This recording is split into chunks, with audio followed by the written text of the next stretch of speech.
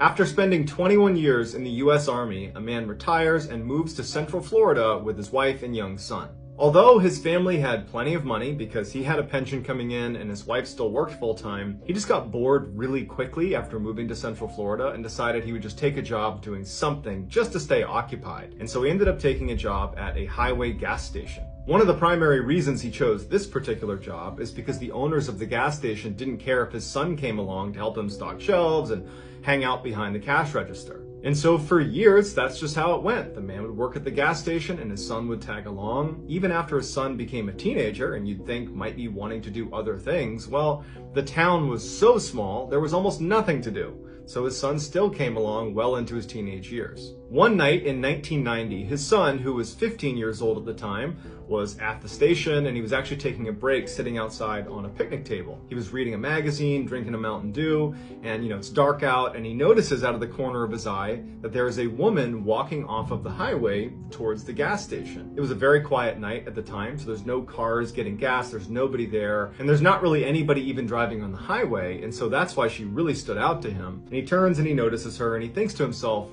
no one ever walks to our gas station. We're on a highway. Everybody drives here. So she must have broken down and she must be coming here to try to use our phone to call a tow truck or something like that. So the woman is walking across the lot, coming closer and closer to the gas station, and the boy at this point has turned his attention back to his magazine, but he would say later that he kept looking up and keeping an eye on her because there was something off about her. The woman ultimately walks right behind him and goes in the door into the gas station. Doesn't acknowledge the boy, doesn't say hi to him, just walks straight inside, and she starts walking up and down the aisles of the gas station. Now, from where the boy was sitting, it's all glass, so he could clearly look in and see his father behind the counter, and he could see the head of this woman as she walked in and around all these aisles. And as soon as the woman was in the store, kind of pacing around the aisles, the boy put his magazine down and was just watching.